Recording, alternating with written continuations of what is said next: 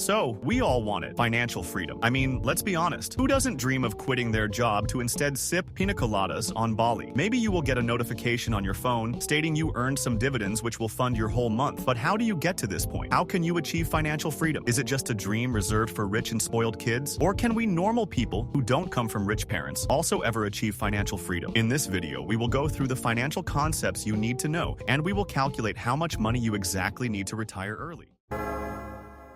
But first, let's talk about the biggest misconception people have about financial freedom. Most people are like, oh, if I just had $1 million, I would never have to work again. But that's not that simple, because $1 million today won't be worth the same as $1 million in the future. Let's say the average inflation rate is 2% per year, and let's say you're currently 20 years old, so those $1 million still need to feed you in 60 years from now on. Well, then in 60 years, your $1 million wouldn't be worth $1 million anymore. And instead, due to inflation, it would be worth rather $300,000, losing 70% if its value. So no, if you want to retire early, you can't just retire with cash. Cash is trash. Instead, you need assets which either pay you dividends or increase in value over time. And ideally, these assets should grow as fast or faster than inflation. And such an asset will we analyze now. You probably heard of the stock market, but what the f is a stock? Let's imagine this scenario. You and your friend start a little company together. Nothing crazy, just a YouTube channel. It grows slowly, and after a while it makes around $20,000 a year in profit. You both own 50% of the channel, so each of you gets $10,000 per year from the profits. But then there's drama. You and your friend have beef because of a huzz. You're done with him, and now you want to sell your 50% of the company. But here's the big question. How much is your 50% actually worth? Someone might say, well, you earn $10,000 per year, so maybe 10K. But it's not that simple. Imagine someone out there believes the channel will keep growing. Maybe in a few years it'll be earning $30,000, $50,000, or even $100,000 a year. In that case, your 50% is way more valuable than just this year's $10,000. But now, let's say someone offers you $50,000 to buy your share of the YouTube channel. They're paying $50,000 now to hopefully earn $10,000 every year moving forward. That's a 5-year return. In investing, that's actually not bad, especially if the channel keeps growing. So based on that deal, if 50% is worth $50,000, then 100% of the company is worth $100,000. And that's called market capitalization. It's basically the market's opinion of what your whole company is worth. And that's exactly what a stock is. A stock is just a tiny piece of a company like this. When you buy a stock, you're buying a fraction of a real business, one that ideally makes money, grows over time, and spits out profits.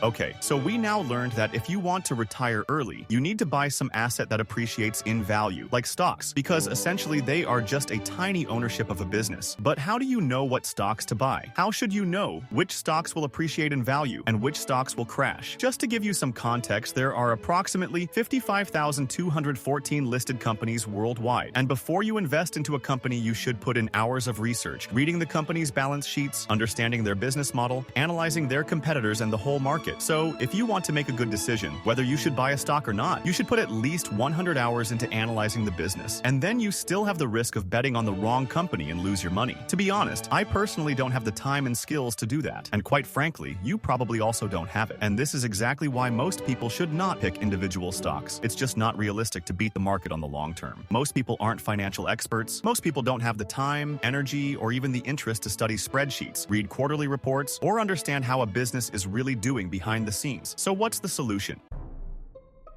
Exchange-traded funds, also called ETFs. Now don't freak out at the name. It's actually super simple. An ETF is just a big basket that holds a bunch of different stocks. So instead of buying one single company like Apple or Amazon, you buy a piece of hundreds or even thousands of companies at once. This way, you automatically diversify your risk. Instead of buying a single company that could crash, you buy hundreds of companies to spread your risk. The most famous example is the MSCI World ETF. This one ETF holds stocks from over 1,500 of the biggest companies across the world, from the US to Europe to Asia. So instead of betting on one company, you're betting on the global economy growing over time. And here's the crazy part. If you look at the historical data, these ETFs have always increased in value over the long term. Sure, they go down during crashes or recessions, but they always recovered because businesses recover and the world economy keeps growing. And that means the value of your ETF keeps growing too. Let me give you an example. If you invested in the MSCI World ETF 10 years ago, you would have more than doubled your money by now. And that's with zero research. No gambling, no guessing, just letting the world economy do its thing. Okay, so we now learned that investing in the market is a good way to increase your money so you can retire early. But when exactly should you invest into the market? Yes, markets grow over time, but should you wait for a crash so you can buy extremely cheap? There are actually a lot of studies which analyze this exact question, and they all come to the same conclusions. Time in the market beats timing the market. That means someone who invests their money right now will on the long term beat someone who waited for a crash because their money had more time to compound over time. So what does that mean for you? That means each time you get paid, you should immediately put a part of it away, let's say 20%, and invest it into an ETF of your choice. Let's do a quick calculation. Let's say you invest $500 each month into an ETF, which on average grows by 6.3% per year. Then, in 10 years from now, you would have $80,000. Not too bad, but let's look even further. In 20 years from now, you would have around $230,000. And in 30 years from now, your net worth would be more than $500,000. And in 40 years from now, you would have $1 million. Here we can see another important financial effect, and that is compound interest. The longer you're invested, the more exponential your money will grow, since you now earn interest on your interest. But to be honest, I don't know about you, but I don't want to wait 40 years to become a millionaire. I don't want to wait until I am 60 years old to enjoy life with my limited energy. So let's see if we can somehow speed up the process. What happens, for example, if we don't just invest $500, but rather $2,000 each month? Then we would reach a net worth of $1 million, not just in 40 years, and instead in 20 years. So here, we see another important point, and that is that the biggest factor for your financial freedom is how much you earn. It's pretty simple. There's only a limit to what you can save each month, but there's no limit to how much you can earn. And the more you earn, the more you can also invest. So if you're serious about retiring early, your biggest concern should be how to increase your current income. Now, there are mainly two ways to increase your income. First, we have your job. If you're working a regular 9 to 5, you might feel stuck with your current salary. But here's the thing. Your job can be a huge money printer if you position yourself right. That means aiming for industries that are known to pay well, like tech, finance, engineering, sales. These fields have higher ceilings when it comes to income. For example, a mid-level software engineer in the US can make over $100,000 per year, and that's not even senior level yet. So if you want to increase your income from your job, the key is upskilling, learning high-value skills, getting certified, switching to a better company, or even negotiating your salary more effectively. But what if that's not enough? What if you want to take full control of your income? That's where a business comes in. Starting your own thing, whether it's an online shop, a personal brand, an agency, whatever, that's the second way to increase your income. And here's why it's so powerful. When you have a job, you trade your time for money. You work 40 hours, you get paid a fixed amount. But when you run a business, there's no ceiling. You're no longer paid for your time. You're paid for the value you bring. You can sell one product or 1,000. You can take one client or hire a team and take 20. Your income isn't limited by hours anymore. It's limited by how smart you work and how well you sell. Now, don't get me wrong. Starting a business isn't easy. You'll fail, you'll make mistakes, and you won't get rich overnight, but it gives you leverage. And here's the cool part. You don't have to choose between the two. This is not black and white. You don't need to quit your job tomorrow. You can have both, a steady paycheck from your job and a side business that acts like a bonus. In fact, that's actually exactly what I'm doing right now. I have a job that pays the bills, so I don't stress over money, and I have a business on the side, this personal brand. And here's what happens when you combine the two. Your job gives you security. Your business gives you freedom. Together, they give you options. With a higher income from both, you can invest more aggressively.